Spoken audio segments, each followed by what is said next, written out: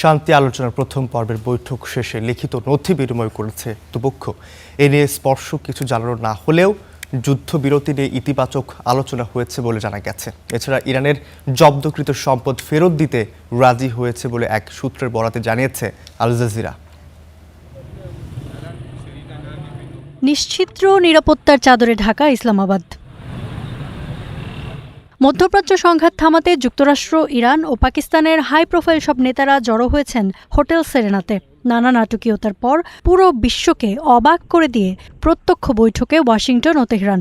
1979 সালে ইরানে ইসলামী বিপ্লবের পর এই প্রথম সরাসরি আলোচনা।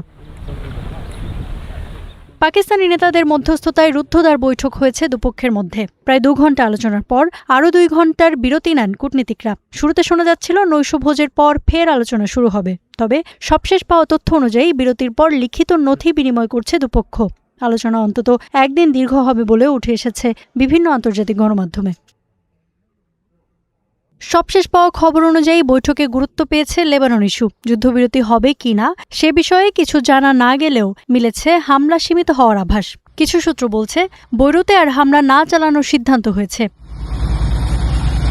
এছাড়া নানা দেশে জব্দ ইরানি সম্পদ ফিরিয়ে দিতে যুক্তরাষ্ট্র রাজি হয়েছে বলে এক সূত্রের বরাত দিয়ে জানিয়েছে আল জাজিরা। তবে এর আগে এক পোস্টে হোয়াইট হাউস জানিয়েছিল এ বিষয়ে কোনো সিদ্ধান্ত নেয়নি ওয়াশিংটন। যুক্তরাষ্ট্র ও ইরানের এই প্রত্যক্ষ আলোচনাকে ঐতিহাসিক বলছেন অনেকে।